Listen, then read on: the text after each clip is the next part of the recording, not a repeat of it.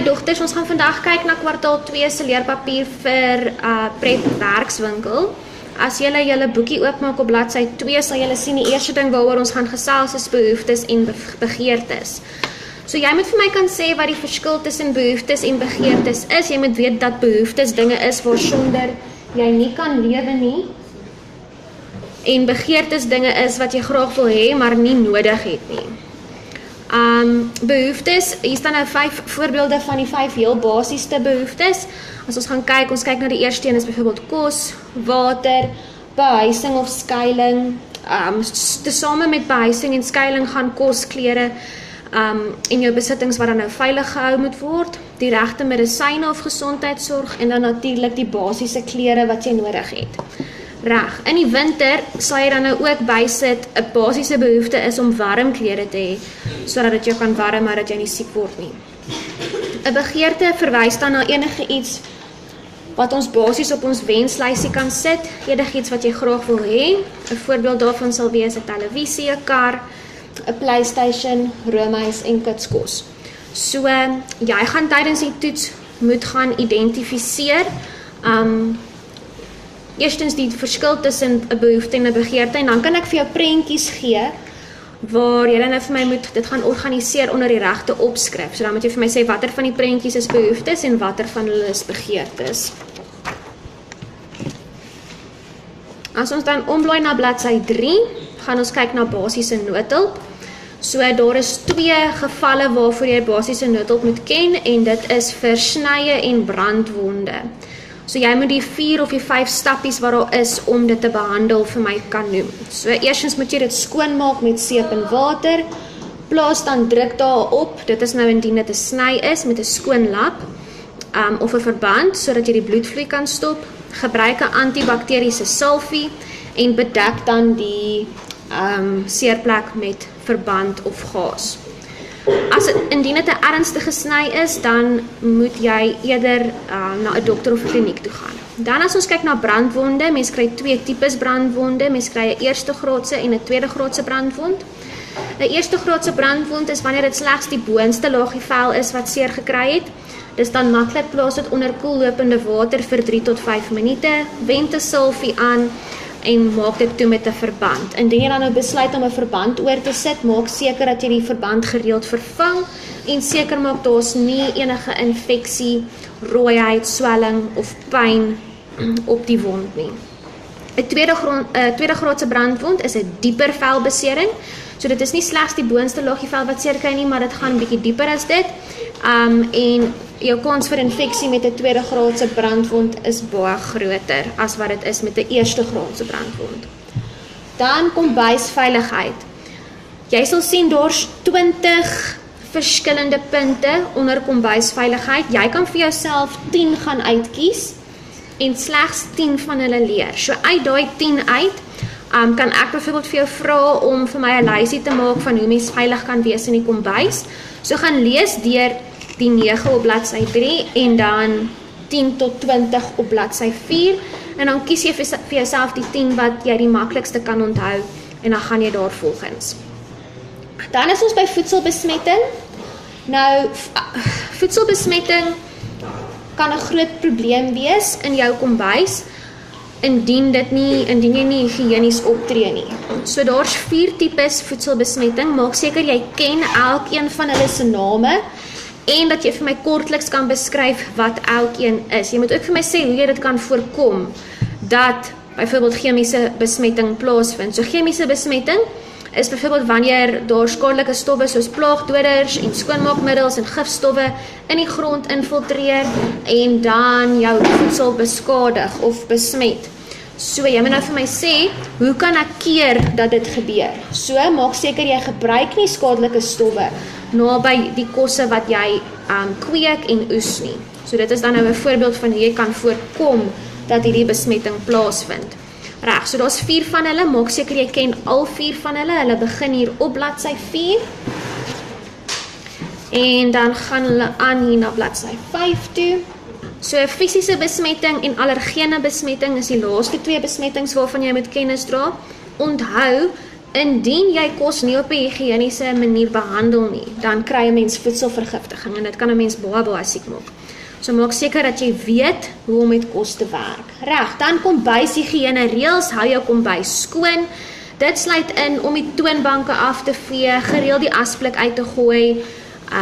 Maak ook seker dat jy kos bære in ligdigte houers met deksels wat mooi seël.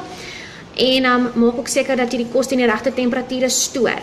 So die ideale temperatuur om kos teen te stoor is 4 grade Celsius of laer. Maak ook seker jy raak nie deur mekaar met die temperatuur waarteen jy kos stoor en die temperatuur waarteen jy kos moet kook nie. Die temperatuur waarteen jy kos moet kook is 75 grade Celsius om seker te maak dat alle skadelike bakterie dood is. Reg, moet ook nie toelaat dat enige rou vleis of rou kos aan kos raak wat reeds gereed is om te eet nie.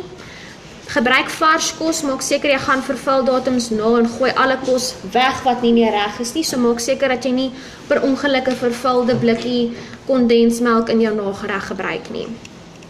Merk ook jou oorskietkos duidelik. So indien jy byvoorbeeld 3 houertjies oorskietkos in jou yskas het, maak seker dat jy 'n datum op elkeen het, dat jy weet watter een het jy eers ingesit sodat dit nie afgaan en dan wil jy dit steeds eet nie. Reg, persoonlike higiëne, julle ken dit, ons het al daaroor gesels.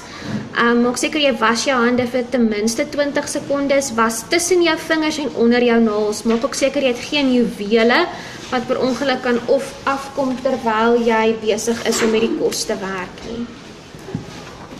Reg, bladsy 7 voedselgroepe. Daar is 5 verskillende voedselgroepe. Jy moet elkeen kan noem en voorbeelde van hulle verskaf. So die eerste enetjie is vette en olies.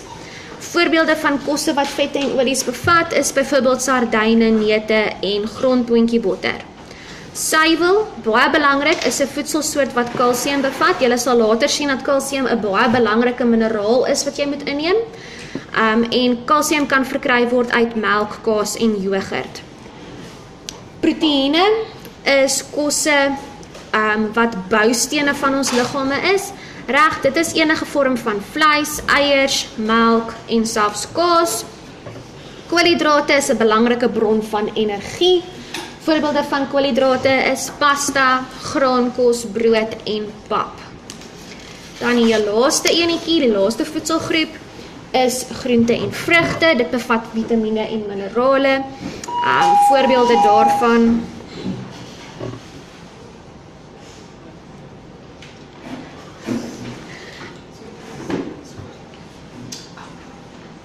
Voorbeelde daarvan is broccoli, ertjies, piesangs, komkommer en dan natuurlik enige ander groente en vrugte waaraan jy kan dink. Wat is die verskil tussen vitamiene en minerale? Vitamiene word meestal in plante gevind en is noodsaaklik vir jou liggaam om reg te funksioneer. 2 belangrike minerale wat jy moet ken is sodium en kalsium en dit is ook belangrik vir jou om gesond te bly. Dan jou kook en jou bak omskakelingskaarte. As ons eers gaan kyk na oondtemperature. Ek gaan in die toets vir jou byvoorbeeld 'n temperatuur in grade Celsius gee en vir jou vra om dit na grade Fahrenheit toe te vat of ander kant om. Ek gaan dit vir jou in grade Fahrenheit gee en ek gaan vir jou vra om dit te verander na grade Celsius. So jy hoef nie hulle almal te ken nie. As jy net die onderste 2 en die boonste 2 ken, dan is dit voldoende. Reg, dan as ons gaan kyk na kombuistoerusting op die volgende bladsy. Hier is heelwat kombuistoerusting wat ek wil hê jy moet gaan leer en gaan seker maak oor. Kyk spesifiek na die verskil tussen 'n sif en 'n vergietis. Maak seker jy ken die verskil.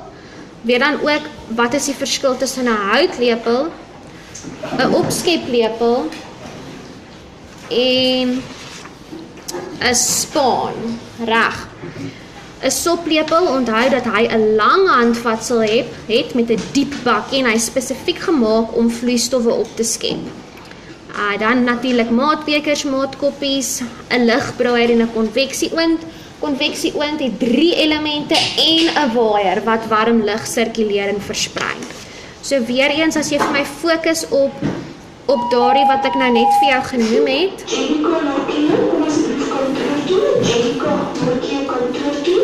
Rosaria Keizer, kantoor toe papiere toe kom hou. Rosaria, kantoor toe asseblief. As jy vir my fokus op daai wat ek nou net vir jou genoem het, dan behoort jy okay te wees. Jy moet wel deur die ander ook gaan lees, maar die verskil tussen daai wat ek vir jou met rooi gemerk het, is baie belangrik. Dan as ons hier onder op bladsy 10 gaan kyk, die chef se uniform, maak seker jy weet watter gedeelte van die uniform word voorgestel deur watter pyltjie. En dan is ons op die laaste bladsye, vaardigheid en verantwoordelikheid van 'n chef, as ook belangrike terme. So as ons gaan kyk na vaardighede van 'n chef, onthou vaardighede is dinge wat 'n chef moet kan doen. Dit is iets wat hy of sy in goed moet wees. Met ander woorde, jy moet byvoorbeeld kreatief kan wees en jy moet goeie tydsbestuur hê. Jy moet resepte en spyskaarte kan skep, jy moet kennis van bestanddele hê ensovoorts. So maak vir my seker dat jy asseblief die verskil tussen vaardighede en verantwoordelikhede ken en dat jy 'n paar vaardighede van 'n chef kan noem. As ons dan gaan kyk na die verantwoordelikhede van 'n chef, reg, dit is dinge wat spesifiek daai persoon se werk is. So alhoewel jy kreatief moet kan wees, is dit jou verantwoordelikheid om seker te maak alles in die kombuis loop soos wat dit moet. Jy moet streng voedselvoorbereidings, gesondheids- en veiligheidshigiëne standaarde hê. Jy moet orde handhaaf, jy moet voorraad bestuur, jy moet seker maak die mense wat daar werk volg die reëls en dat hulle die regte werk doen wat hulle veronderstel is om te doen. Maak ook seker hulle toerusting is in goeie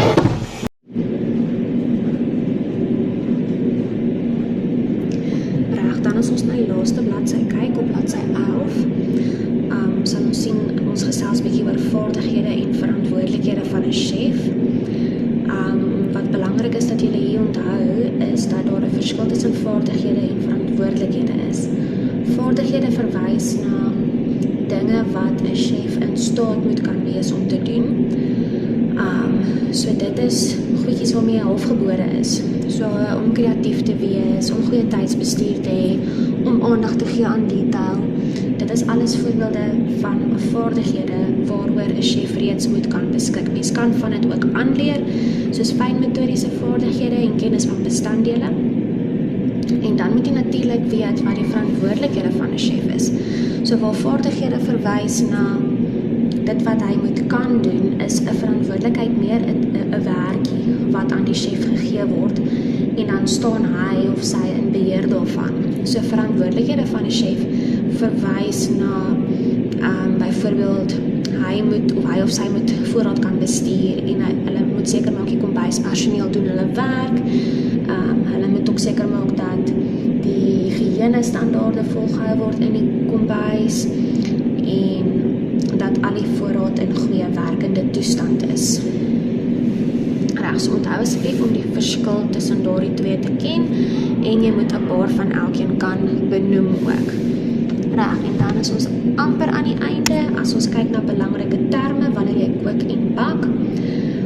Al hierdie terme is belangrik, maar ek gaan gou fokus op 4 van hulle. Onthou dat bak en kook nie dieselfde ding is nie. Om te bak beteken jy sit iets in 'n oond, met ander woorde jy stel dit bloot aan droë hitte.